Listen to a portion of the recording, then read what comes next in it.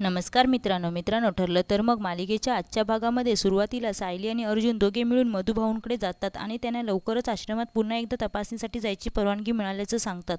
खुनाच्या रात्री काय काय घडलेलं हे पुन्हा एकदा तिथे जाऊन पाहायचं आहे, त्यामुळे आपल्याला आश्रमात जावं लागणार असं अर्जुन मधुभाऊंना सांगत असतो. हे सर्व प्रिया दाराआडून लपून ऐकत असते. अर्जुन आणि सायलीचा प्लॅन तिला कळल्यावर काही झालं तरी त्या दोघांना आश्रमात जाण्यापासून अडवलं पाहिजे यासाठी ती एक प्लॅन करते. मधुभाऊंना आपली रूम तपासताना तिने पाहिलेलं असतं, त्यामुळे याचाच फायदा करत ती अर्जुन व सायली गेल्यावर तसेच मधुभाऊ झोपल्यावर पूर्णा आजीने दिलेला तो हार मधुभाऊंच्या खोलीत लपवून ठेवते.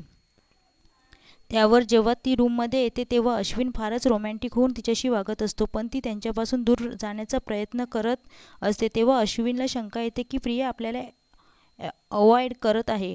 पण थोडा विचार केल्यावर प्रिया मनातल्या मनात ठरवते की या घरात अश्विन हा एकच हुकमाचा एक्का आहे, याला नाराज करून चालणार नाही, त्यामुळे ती सुद्धा त्याच्याशी जवळीक साधते. दुसरीकडे सगळं मनाप्रमाणे होत असल्यामुळे सायली खूप खुश असते. सायलीला आनंदी बघून अर्जुनही खुश असतो. दोघे सुद्धा रोमॅन्टिक होतात. दुसऱ्या दिवशी सकाळी सगळे नाश्ता करत असताना प्रिया येऊन कांगावा करते की तिचा हार खोलीतून लंपास झाला आहे. ती सगळ्यांच्या खोल्या तपासण्याची विनवणी करते. यावर पूर्णा आजी आणि कल्पना सुद्धा लगेचच तयार होतात.